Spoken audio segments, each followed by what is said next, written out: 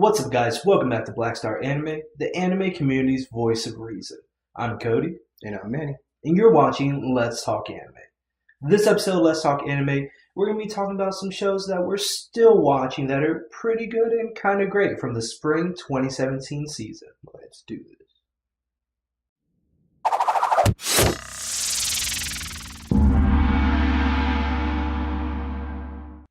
First one up on the list is Sakura Quest. Yeah. Alright, so I'm actually really digging this show.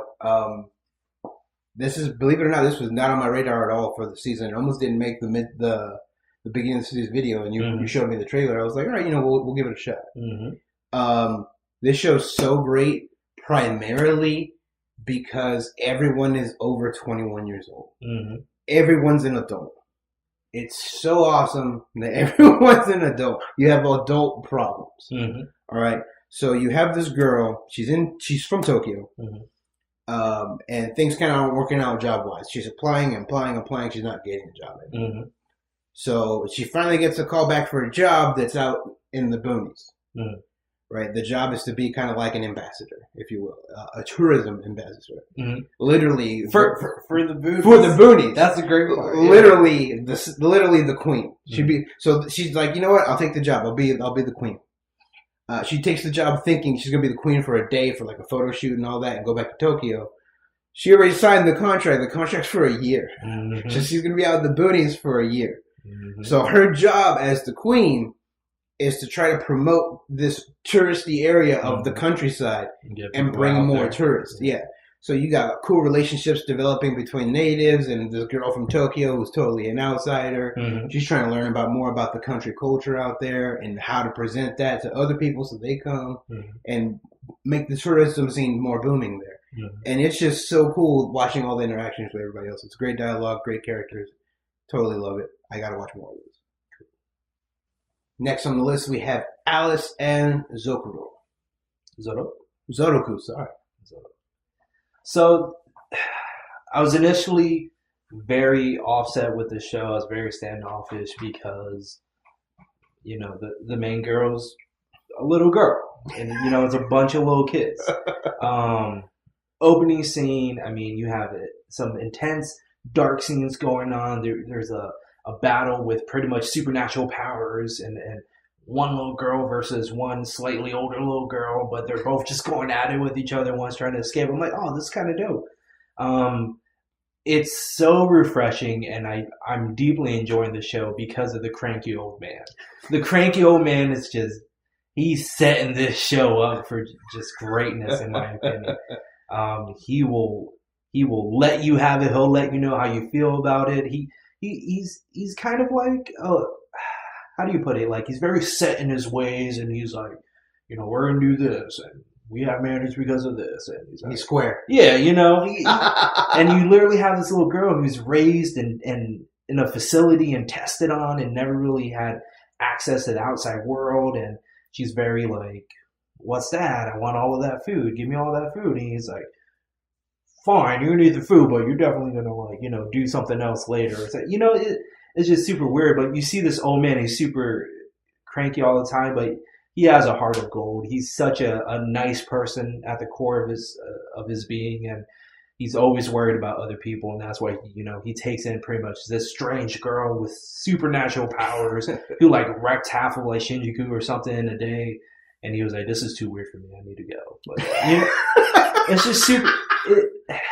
It's refreshing. That's all I can really say about it without giving off too much about the show. Obviously, they're going to be diving deeper into the backstory of the girl, how she got her powers, whether or not there's other people with similar powers. If you haven't seen the show yet, not to spoil it. And I hope something climactic doesn't happen where the old man's life is in danger. Because I know it's going to hit me because it's old man instinct, he lived a pretty full life, and he's a florist.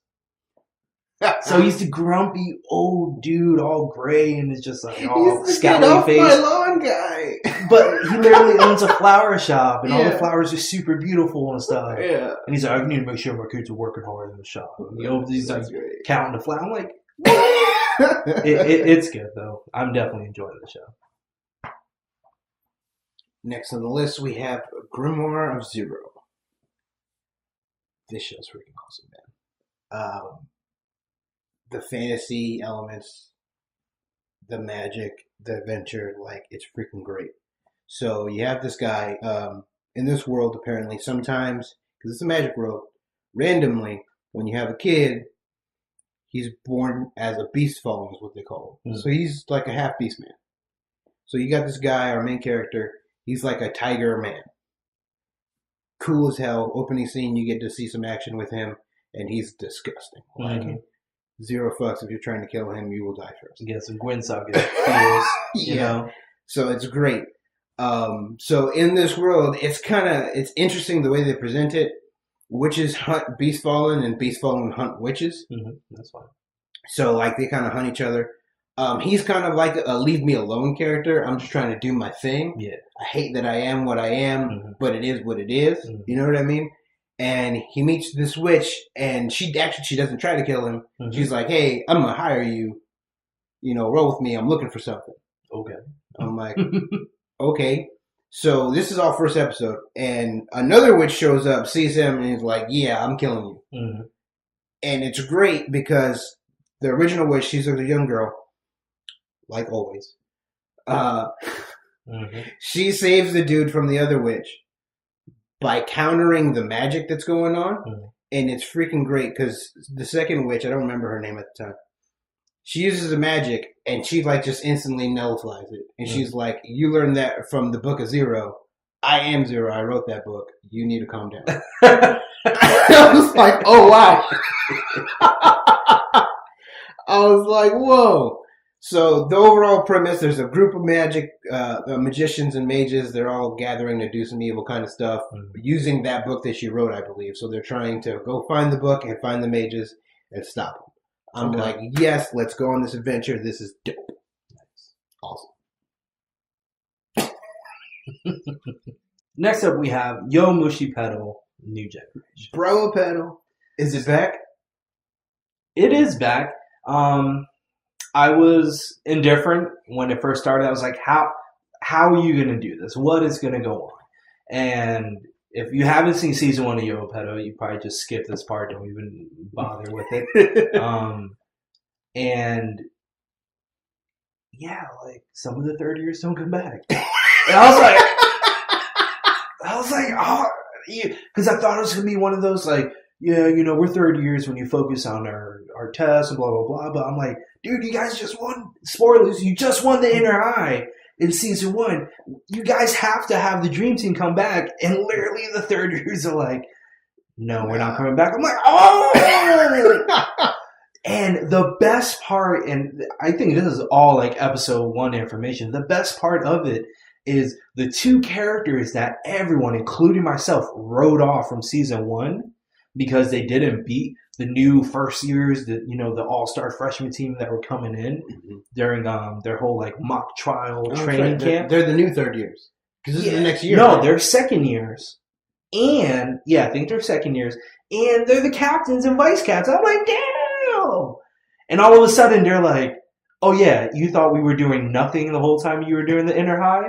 They've been training the whole time, and they're like beast mode." I was like, "Whoa!" I literally wrote you guys off like supporting characters, season 1. I don't give a crap what your name is anymore.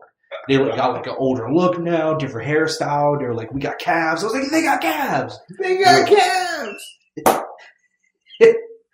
It's dope. It's giving me everything I wanted back in Yowamushi. I mean, you got the creepy villain guy who looks like he belongs in One Piece. You got Naruto and, you know, his just red hair because that's what he is. His super personality. Yeah, you got Onoda and he's, you know, they're all training though. They're all getting better. So strengthening his climb, you know, by adjusting certain things with his bicycle, and et cetera, et cetera. I assume Inner High again. They're aiming for it. Yeah. And then obviously you have their main opposing team. What was it? What was the name? No, I totally forgot the. I can't remember the school. Yeah, name. It was like Fukushima or something like that. And it still has the Yowamushi pacing that everyone hates. Oh no. Yeah. So it's good, but we have Abs back. But the pacing is and Abs Junior. So Abs and Abs Junior like training and working out. all those little things that gave Yowamushi season 1 so much life, so much uniqueness, and yeah, the pacing's still there. Cool. So still watching Yowamushi. Catch up with it. Mm-hmm. So next up we have The King's Avatar. Yeah, so this is a series that's on YouTube exclusively, if I'm not mistaken. It's great. It's in Chinese, FYI. It's a Japanese-produced anime, Chinese animated. It's based on the esports scene, kind of. Great animated. I love the characters. You have a guy, he's basically the number 1 player on a team that won the championship 3 years in a row. For this specific video. For this specific game, it's called Glory. And some situation happens, he retires. All right, so he retires, and I kid you not, the same day that he retires, he gets a job as a night manager at one of those LAN centers, internet gaming. Yeah, internet cafe. Internet cafe, LAN center, whatever. He becomes a night manager and keeps playing the same game at the cat. He's the night manager there, and he just logs on and he keeps playing. When people need something, he goes and he does it and comes back. Yeah. And he's just playing. He starts a new character. Yep. And he's playing through the game. So the way it's presented, it looks like the whole game in general is an MMO. And they have, their PvP part of the game that is the esport. Yeah, there's a competitive online portion of it that he's mastered. He's mastered to say in a rough summary. But now he's going back and diving into the actual campaign of it, and it's great because the core of the game. He's been playing the game for 10 years, so he's like, man, I haven't made a new character in forever. I've had that same character. So you see him going through. He's like rising through the ranks. And he gets like this super beginner weapon. He's like, don't worry, we're gonna level you up. He's like, don't worry, you'll be leveled up soon. I was like, it's great because his name is Lord Grim in the game. And you see it all the time. His name comes up on the boards. Like, he just beat this dungeon record. He just beat this dungeon record. He got the first kill on this boss ever. And people are like, yo, who the hell is this Lord Grim guy? Because nobody knows who he is in real life. They don't know he's the best player ever to play this game. And it's freaking great. I love it. I need to see a few more episodes to see where they go. I want them to get back a little bit into the competitive scene and show more of the esports. But overall, even if they don't do that, I'm okay in the direction that they're going playing the MMO. It's fantastic. So that's it for the good list. Surprisingly, there's not a lot of great anime this season. But that's something we talked about earlier. It's dwindling. There's just such a flood.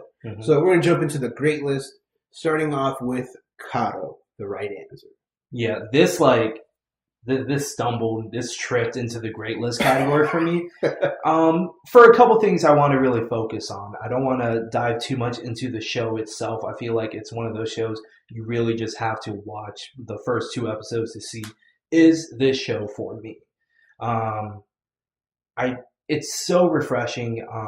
The sci-fi elements, borderline supernatural elements, but everything still kind of comes back down to all this crazy, funky, like alien stuff that's going on is such an advanced form / other dimensional form of science that our human brains cannot even comprehend what's remotely going on. Whoa. Yeah. So, I mean, off the bat, episode 1, this cube thing lands, and there's like cubes within the cubes, and everything with the cubes like gorgeously animated, but nothing can touch it. And their most like dense missiles cannot go through this cube, and you're like, what the F is going on? And then all of a sudden this like being from the cube emerges, but when the cube landed, it absorbed a plane full of like 250 people, and one of the people just so happens to be, I guess you can call him one of the main protagonists, and he's like an official negotiator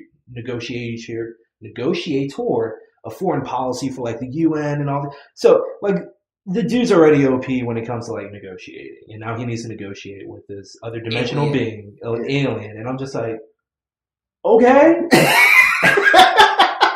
There's definitely a mystery involved within it. I want to say I think as of today, maybe 2 eps behind of being current. So before I was just 1.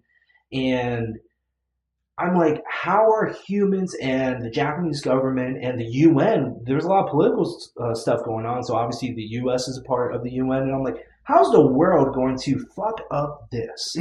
How is this going to go bad? And then in the back of my mind, I'm like, is this other dimensional being, dude, like really our enemy? is he gauging and testing humanity whether or not they're worthy to even exist? Because he literally has the capabilities of just wiping out our dimension. I'm like, this is super interesting. The dimension, Jesus Christ. Yeah.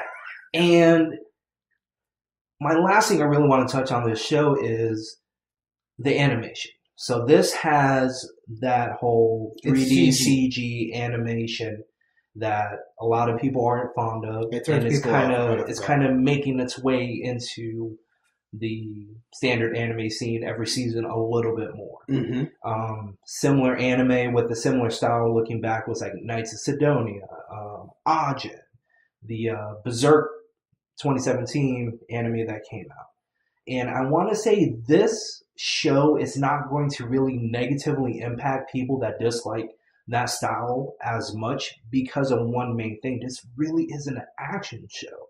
So all those, the 3 previous shows I mentioned, those are some intense fight scenes, intense action, intense animation going on. Jarring when they do the animation, and some people are like, wait, what?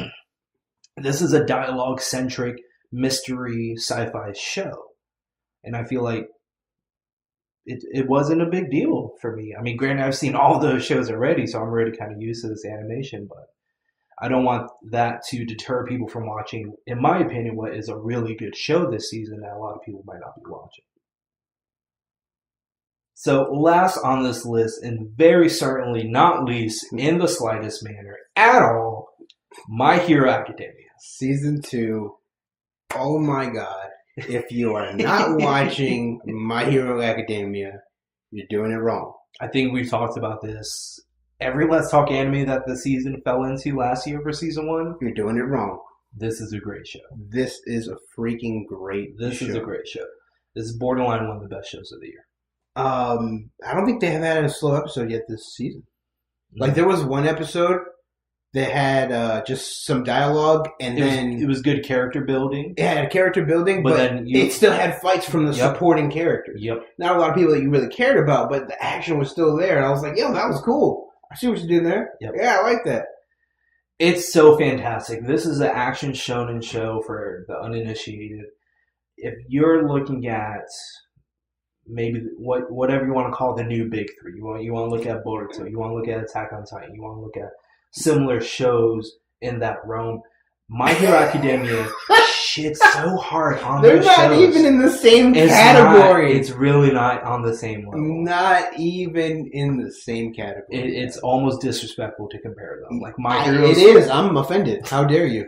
My Hero's Plus Ultra. Plus Ultra. It's so good. It's so good. And my favorite part about it is going back to what you were talking about anime and entertainment mediums in general, telling the story out of order. Straight from the bat, you have Izuku and the future Izuku pretty much just say, this is a story how I became the greatest hero. Mm-hmm. But then that's it, and then you show it. And you start from the beginning. There's no flashbacks or anything. Just go and become the greatest hero and let us watch you progress and evolve and become great. And I'm just like, this show's so good. The characters are great. The characters are great. I love the way they use their powers. Mm-hmm. That's really what gets me every time. Mm-hmm. Characters are super intelligent. They use their powers in unique ways. And I'm like, dang, I never seen that before. Mm-hmm. That was dope. Yep. This show is so cool. If you're not watching it, I say it again, you're doing it wrong. My Hero Academia, probably the best show this season, if not the year. I think, too, one of my favorite parts is when I went to rewatch it in English to see if the dub was any good. And I sat back and realized that all the characters, including supporting characters and characters from the other classes, because right now they're doing the tournament, or like Class B versus Class C and A and whatever, they're all students in UA. Mm-hmm. And UA is like the Harvard of Ivy Leagues for superhero academies in the world. 80% of the population of the world has powers. Mm-hmm. And people are literally like, globally, UA's top tier. So we're following characters in Class 1A, freshman class of UA. Yeah. And they're fighting other classes of UA. So it's literally top tier versus top tier. It's freaking great. We saw the fight of, did she have a quirk? She just invented stuff. Mm-hmm. So she was literally just an inventor. She's just an inventor.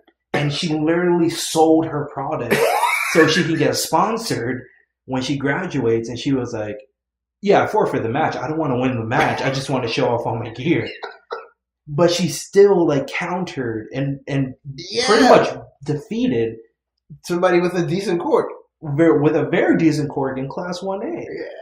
Yeah. I was freaking great. Yeah, this is a good show. Good show. Alright guys, so that's going to do it for this episode of Let's Talk Anime, where we covered the good and the great anime that we're watching from the spring 2017 season. Go ahead and give us a like if you liked the video. Give us a thumbs down if you didn't. Leave us a comment down below. Let us know some of the great and good shows you're watching still from this season. Subscribe if you're not a subscriber. It helps out the show and you get updates to all our videos. And of course, share this out with your friends so they can see all the greatness this season has to offer. Thanks for watching. We'll see you next time. I'm trying to stack my paper and take a trip to Japan and get faded on sake bombs, drinking till I can't feel my hands. I'ma spend a few nights and see a few sights. I don't really think you understand. I'ma try to buy 6 new Mobile Suit kits. I'm a really big Gundam fan.